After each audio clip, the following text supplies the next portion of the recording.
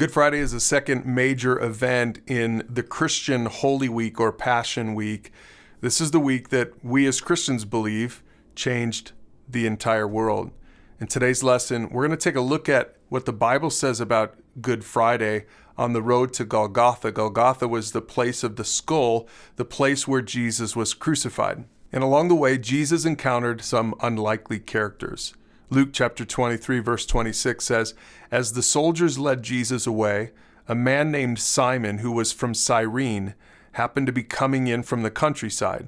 The soldiers seized him and put the cross on him and made him carry it behind Jesus." Now, Cyrene is in North Africa. It's in modern-day Libya. So that means that Simon wasn't a local. He was probably in Jerusalem to celebrate these festivals like any good Jew would do. But he certainly didn't expect to meet Jesus there, and certainly he didn't expect to have to carry the cross of Jesus.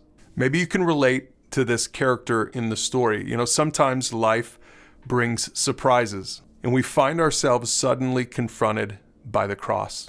Luke 23 goes on. It says in verse 27, "A large crowd trailed behind, including many grief-stricken women.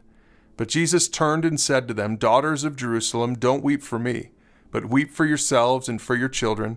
For the days are coming when they will say, fortunate indeed are the women who are childless, the wombs that have not borne a child, and the breasts that have never nursed. People will beg the mountains, fall on us, and plead with the hills, bury us.'" It's interesting that Luke is the only gospel writer that includes these women in the story of Good Friday. It's also interesting that these women are sad for Jesus, but Jesus is sad for these women. It's almost as if they don't fully understand what's going on in the story here. You may have always seen Good Friday as a reason to grieve for Jesus and what he had to go through, but maybe today you don't fully understand your own depravity. The truth is, when a sense of sin has been awakened in us, we will mourn, but not just for what Christ has suffered, but because of what Christ suffered for us.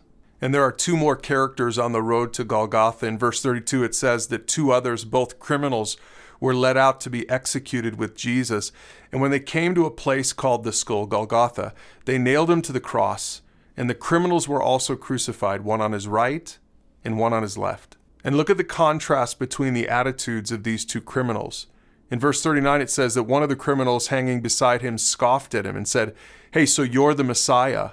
Prove it by saving yourself and us too while you're at it." But the other criminal protested, "Don't you fear God even when you've been sentenced to die? We deserve to die for our crimes, but this man hasn't done anything wrong." And then he said, "Jesus, remember me when you come into your kingdom." And Jesus replied, "I assure you, today you'll be with me in paradise." This part of the story reminds us that we all have a choice when we encounter the cross of Christ. We can respond to him with skepticism and with mockery and with disbelief. Or we can respond to him with faith, simple faith.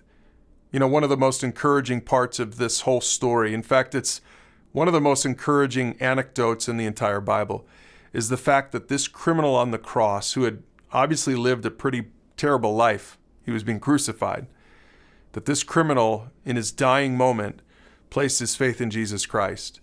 And Jesus said to him, "Today you'll be with me in paradise." Think about how you yourself will encounter Christ this year on Good Friday.